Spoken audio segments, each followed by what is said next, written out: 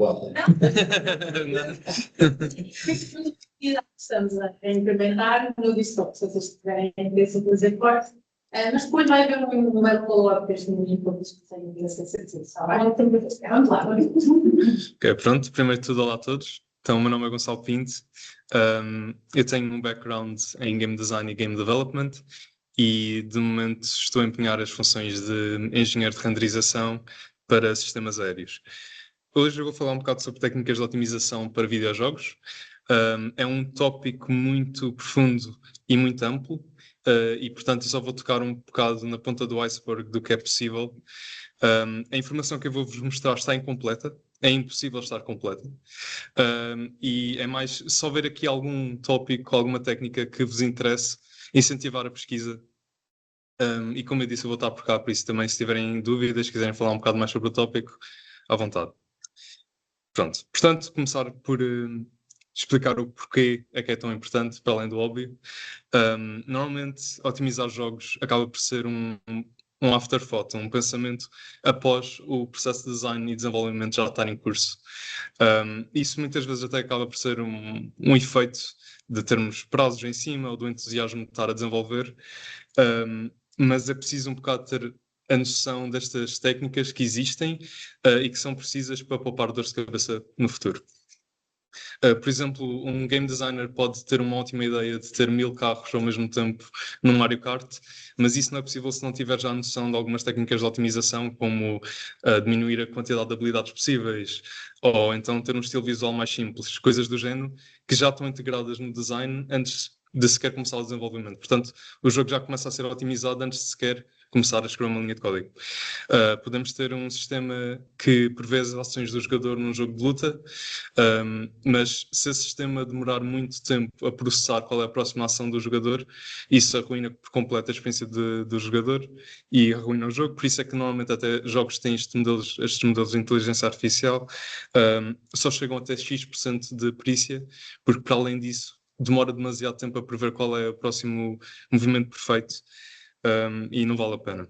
Ou então ter uma interface gráfica que é muito reativa, um UI muito bonito, mas que precisa de 1000 chamadas GPU, 1000 render calls para conseguir renderizar no ecrã, pode tirar toda a sua reatividade.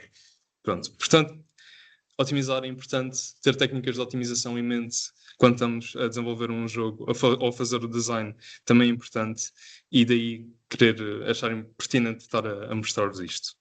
Eu vou começar por falar sobre a optimização de sistemas, portanto, mais na parte do código. E o meu primeiro conselho é que ter callbacks muitas vezes é melhor do que ter verificações constantes a cada ciclo de jogo. Algo que acaba por ser recorrente, muito mais do que eu pensava, mas acaba por ser recorrente. Por exemplo, se nós temos um componente, isto é exemplos de Unreal em C++, mas isto aplica-se a qualquer motor de jogo. Se nós tivermos um componente de vida e nós temos partículas que são emitidas, por exemplo, quando o jogador morre, partículas são emitidas, existe alguma reação gráfica no UI, existe alguma animação o mundo do jogo treme, algo do género. Portanto, temos várias entidades interessadas em saber quando é que o jogador morre. Em vez de termos verificações constantes a cada frame, verificar se o HP do jogador já chegou a 0, eu aconselho a ter algum tipo de event dispatcher, algo que imita um evento a todos os interessados para dizer que o jogador morreu e então processar a lógica. No caso do Unreal, nós temos os multi-cast delegates, que pode emitir para qualquer interessado. Não importa tanto os parâmetros do método. Pronto, mas isto, qualquer motor de jogo, qualquer linguagem de programação orientada a objetos, normalmente tem uma implementação disto por defeito. E acaba por ser não só a otimizar a experiência de jogo, como também a otimizar a experiência de desenvolvimento, porque com motores de jogo comerciais, como Unreal, Unity e Godot, até o próprio ato de conseguir criar este evento é possível exportá-lo para a interface para o editor do motor de jogo.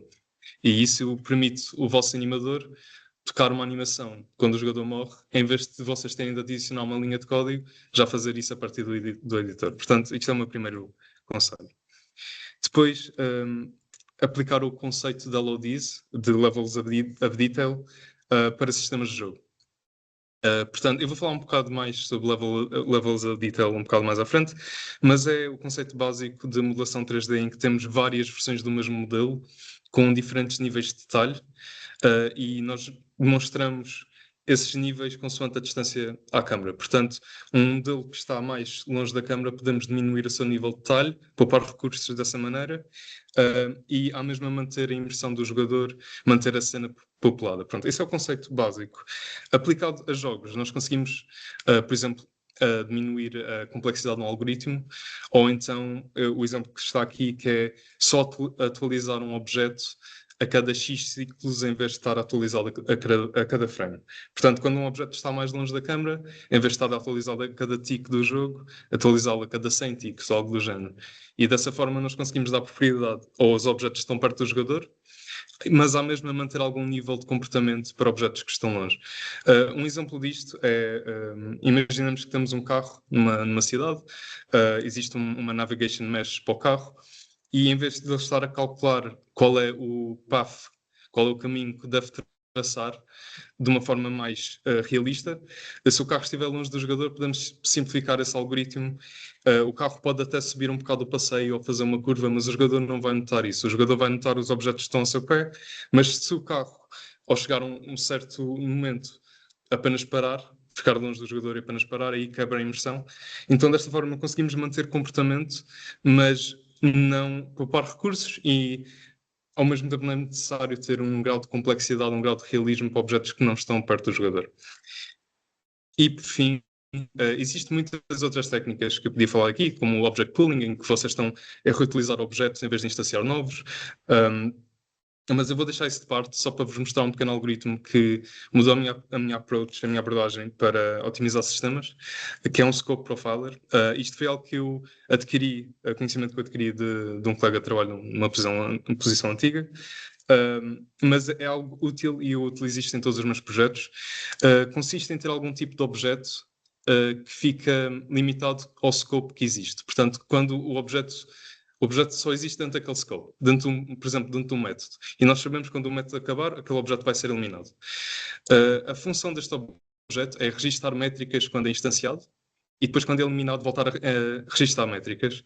E depois nós avaliamos a diferença entre as métricas quando o objeto foi criado e quando foi eliminado, e conseguimos ter uma noção dentro daquele scope, dentro daquele método, dentro daquele sistema, os recursos que foram consumidos, o tempo que demorou a consumi-los, e isto dá-nos uma noção de quais são os lugares, a prioridade para otimizar. Isto é um exemplo em Godot. O exemplo anterior foi em C# em Unity, este é em JavaScript em Godot. Está a usar resources que são reference counted, portanto, uma vez que deixa de haver referências para aquele objeto, ele é eliminado, e dessa forma nós sabemos que este scope profiler só vai existir dentro do scope que for criado. Por exemplo, vocês têm uma suspeita que a máquina de estados dos inimigos está a demorar demasiado tempo a fazer uma tomada de decisão. Podem pôr um scope profiler em cada estado ou em cada transição de estado e verificar realmente qual é o estado, qual é a transição que está a criar esse bottleneck no código. Isto em C# dá para criar com objetos, normalmente o garbage collector já elimina-os, e em C++ também conseguem com unique pointers. Normalmente todos os motores de jogos e todas as linguagens de programação têm alguma forma de conseguir concretizar isto. Pronto. Agora vamos falar sobre a otimização de assets. Portanto, isto é mais para o pessoal que faz modelos 3D, faz texturas, coisas do género. Isto são algumas dicas. Portanto, voltando aos LODs, a prática de ter vários níveis de complexidade para um mesmo asset que varia consoante a distância à câmara. Isto é a interface do Unity. A maior parte dos motores de jogo comerciais já têm alguma ferramenta para conseguirem incorporar isto diretamente. Este exemplo da palmeira, por acaso, é interessante porque não é possível reparar, mas no LOD 2 começa a ser um plano, é um sprite que está ali, mas está tão longe que não se nota essa diferença. Isto poupa bastantes recursos e outra vez não quebra aquela imersão, aquela sensação de realismo e que a cena está populada, que o nível está populado e existe. Uma nova approach para LODs, que neste caso é no Unreal Engine, mas a maior parte dos motores comerciais dizem que já estão a trabalhar numa ferramenta parecida, que é o Nanite. O que o Nanite faz é, ao importar um modelo para o Unreal, ele cria clusters de polígonos.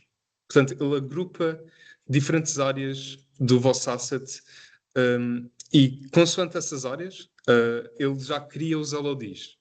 Num sentido, em real time. Basicamente o que acontece é, ele diminui a densidade de polígonos da área do asset consoante a sua distância à câmara. Portanto, é o mesmo conceito com LOD, mas neste caso mais dinâmico e de uma forma em que existe vários níveis de detalhe no mesmo modelo. Por isso é que é possível incorporar assets gigantes, por exemplo aqui um Grand Canyon, e não ter de separá-lo, porque todo o asset em si vai ser otimizado com a distância à câmara. Isto tem os seus caveats, tem os seus limites de momento, em que, por exemplo, folheagem e objetos dinâmicos é um bocado difícil definir clusters, porque os clusters movem-se, mudam, ou então, como tem a geometria superposta, um cluster acaba por juntar duas faces que depois já não mostra diretamente no motor de jogo. No entanto, eu pus estas screenshots aqui exatamente porque isto é do tech demo do Witcher 4. E isto vai ser, já estão a usar a tecnologia que vai ser da próxima release do Unreal Engine. E estes assuntos supostamente já foram abordados. Existe uma talk bastante interessante sobre a evolução do Nanite, onde falam que folheagem e objetos dinâmicos já estão a conseguir ser renderizados com esta nova técnica. A próxima técnica de otimização é channel packing, ou também conseguem encontrar online como texture packing. Basicamente é tentar agrupar o maior número de informação possível numa textura em vez de tê-la separada em várias. Regra geral, se estão a poupar espaço de disco no vosso projeto, se estão a poupar espaço de disco na vossa VRAM, uma vez que estejam a renderizar um asset. Portanto, este exemplo aqui é dos docs, diretamente dos docs do Unreal. No canal vermelho nós temos a informação metálica do objeto, no verde temos a informação roughness, no azul, só verificar aqui, o azul, se eu não me engano, é ambient occlusion, exato, e o alpha está como object mask, mas, por exemplo, podiam usar o alpha para determinar as áreas que são emissive do vosso objeto. Isto dá um bocadinho mais de trabalho, porque normalmente não é tanto na parte do motor de jogo como na parte da criação do asset, não é tão direto. Isto aqui é uma screenshot um bocado rough de como é possível obter isto no Substance Painter. Existem tutoriais no assunto, mas não é tão plug and play. No entanto, isto para, por exemplo, props numa cena, num apartamento ou algo do género, onde nós queremos povoar com muitos assets, muitos objetos, e temos algum grau de realismo no nosso jogo, isto é uma ótima forma de poupar recursos, diminuir a quantidade de assets, a quantidade de texturas que têm de ser carregadas para a memória para renderizar a cena, sem sacrificar o realismo. Portanto, é uma ótima técnica, especialmente para 3D modeling. E por fim, não é por fim, mas também temos Texture Atlas. Isto acaba por ser bastante importante e normalmente já é uma boa prática. Normalmente as pessoas já associam a tentar agrupar assets, texturas que são utilizadas no mesmo contexto numa única textura enorme. No entanto, eu queria vos mostrar a importância disto com um exemplo aqui prático em Godot. Só anotar aqui. Pronto. Eu tenho aqui uma cena muito simples. Basicamente o que isto faz é está a povoar.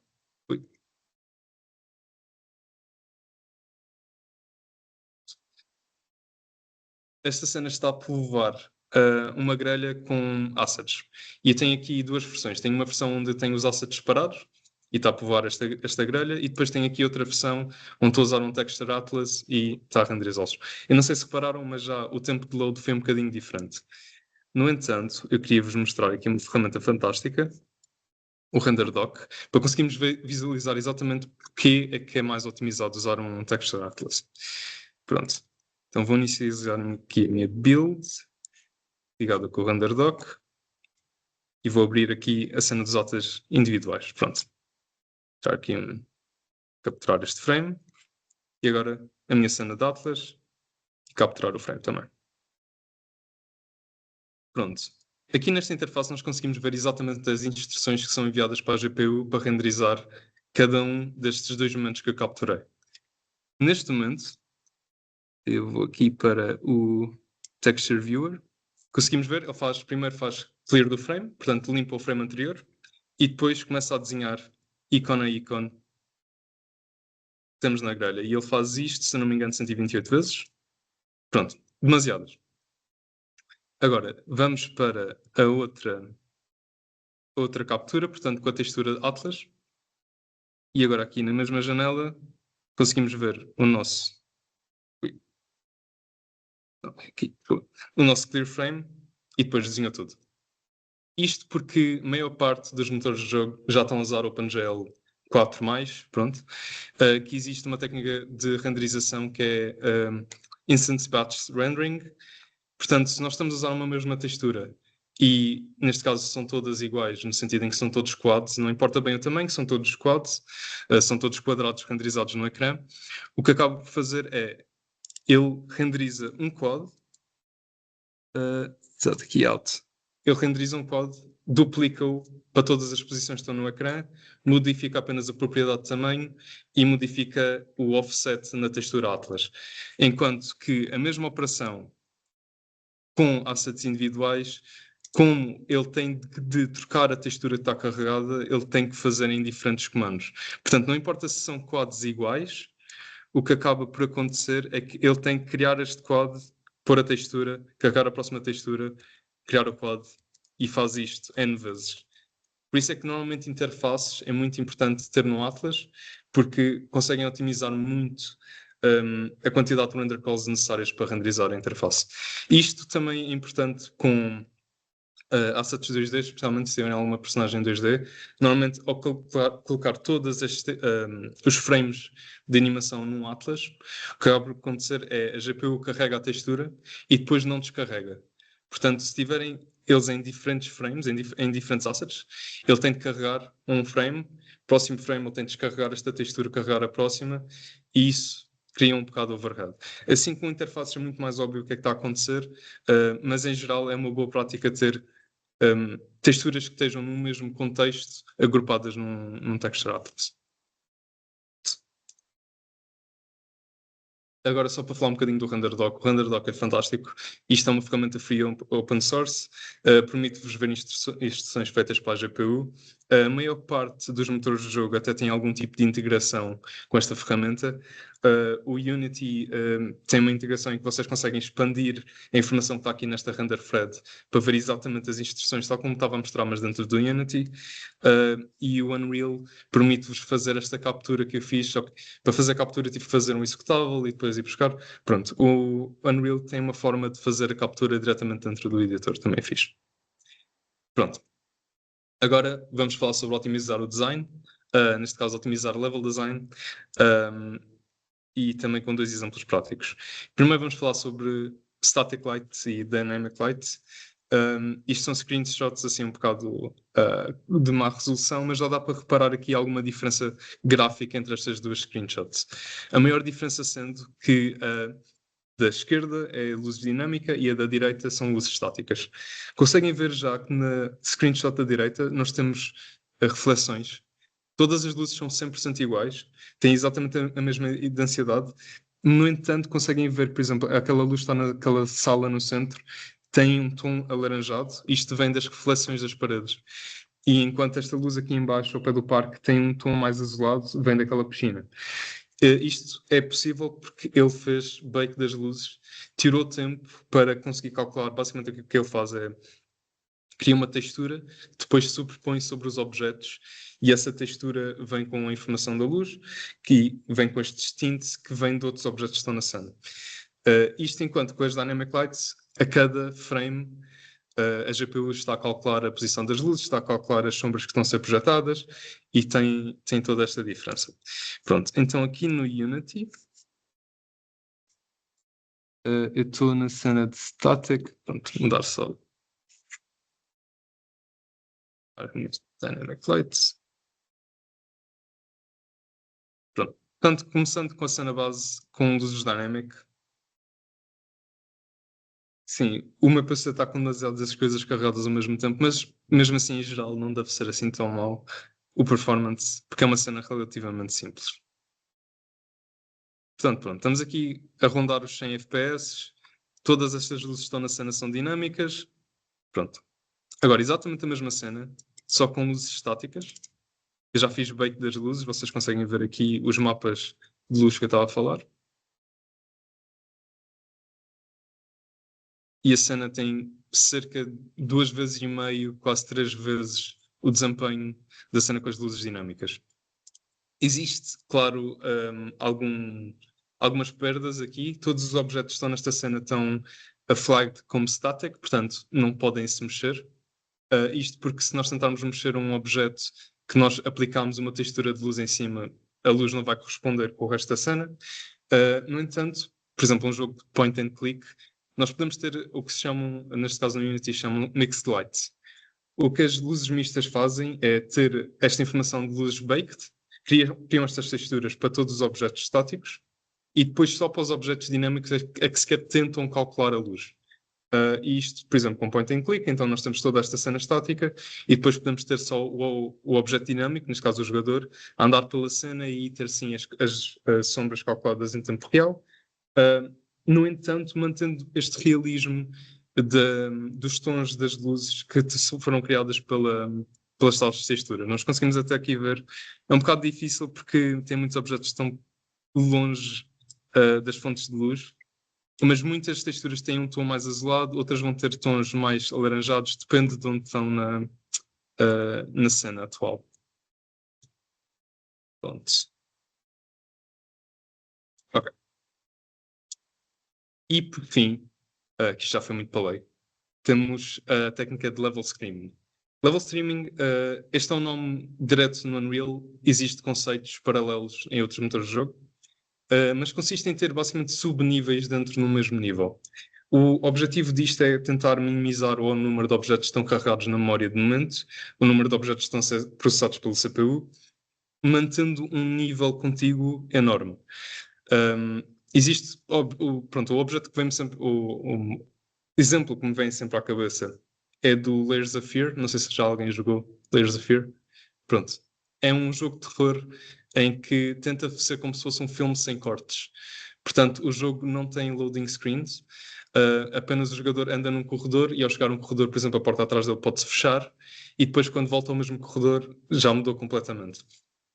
Isto normalmente está a esconder triggers de level streaming. O que acontece é o jogador anda até o fim do corredor, a porta fecha-se e começa a fazer stream do novo nível e a descarregar os objetos que estavam na memória anteriormente.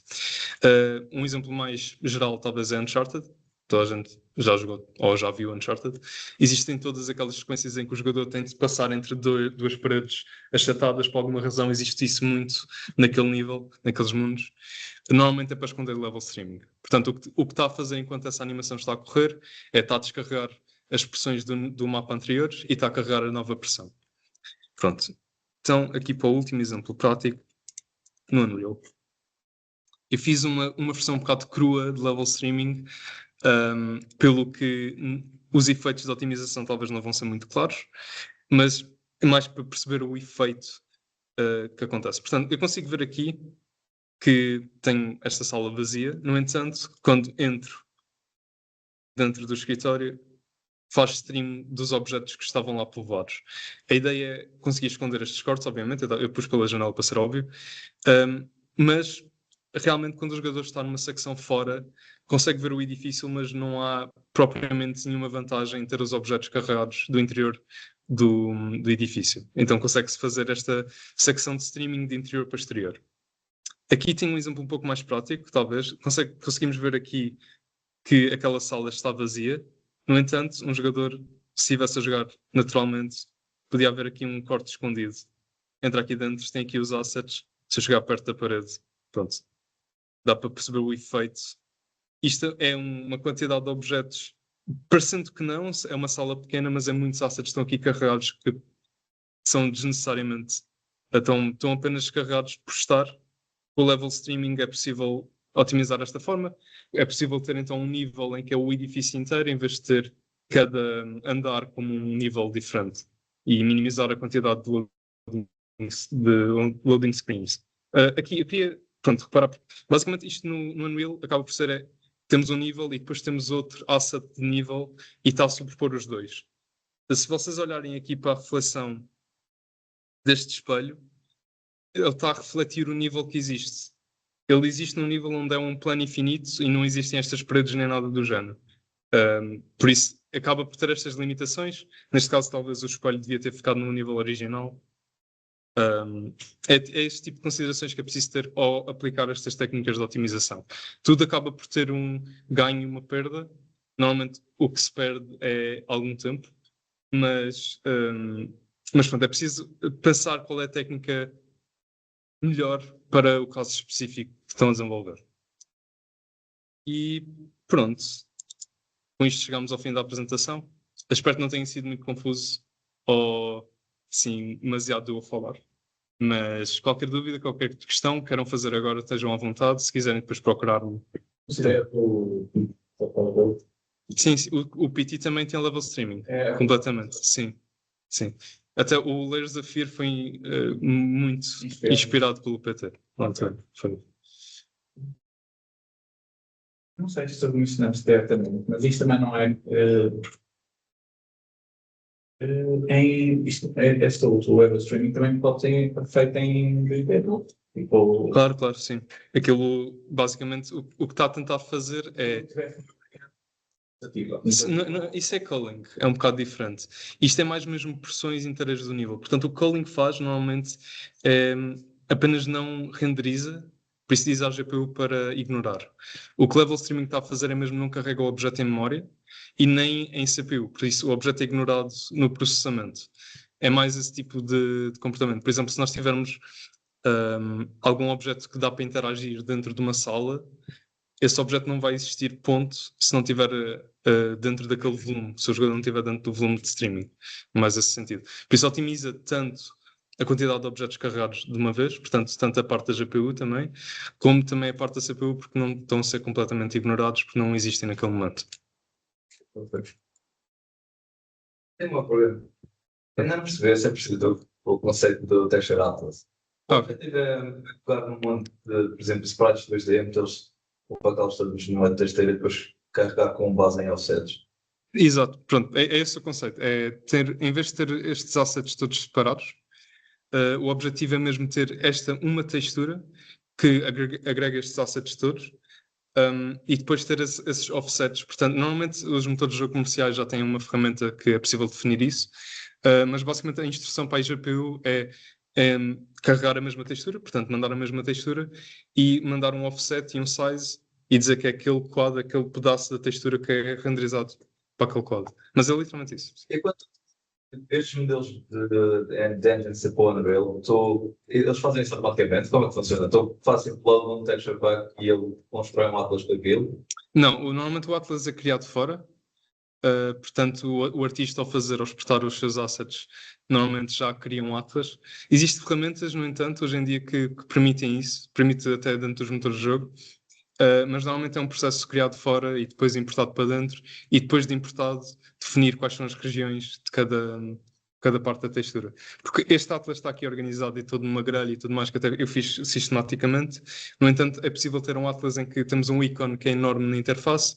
Então, no nosso Atlas, esse ícone está enorme, precisa de maior resolução, e ícones mais pequenos estão ao lado, não é preciso ser em grelha, por exemplo. Sim, defines quais são as regiões do Atlas, exato. Não dá uma textura? Textura não. Isto já está tudo.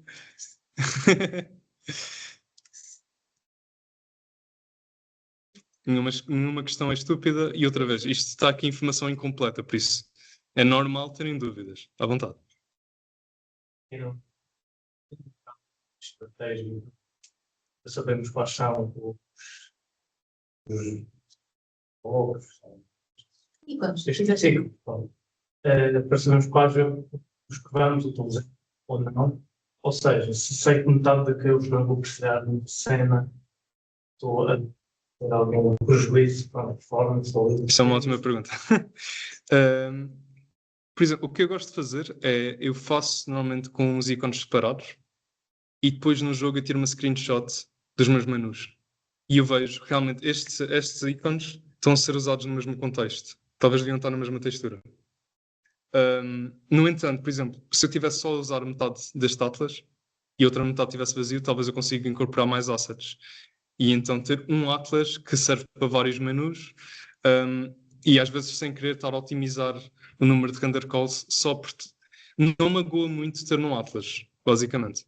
Só magoa no sentido em que, imaginem, querem carregar só uma textura pequena, metem num Atlas enorme, basicamente o que é que ele vai acontecer é a GPU vai carregar a textura enorme, por isso imaginem, tem um ícone de 64 por 64 pixels. E é a única coisa que querem carregar no menu. E depois tem um Atlas de 4K. O que a GPU vai fazer é carregar o Atlas inteiro, a textura inteira, e depois vai cortar para aquela secção, para aquela região. Então aí é preciso pensar as situações onde realmente até mais vale ter uma textura separada. Sim.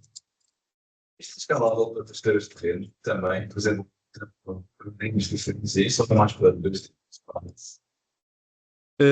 Este acaba por ser mais para texturas 2D. Vetorial é um bocado complicado. No entanto, por acaso até de momento fiz algo parecido para vetorial, mas isso era mais realmente para otimizar o número, a velocidade de carregar de um fecheiro. Foi a única razão.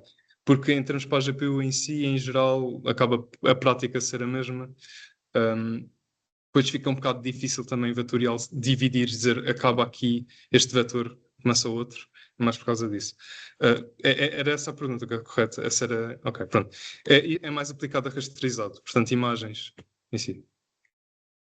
Nada. Alguma coisa?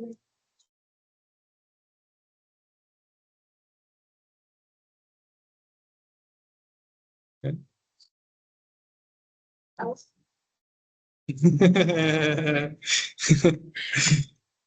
Ok, pronto. Pessoal aí em casa, vou então agora talvez parar, partir e sair. Alguém tem. Exato.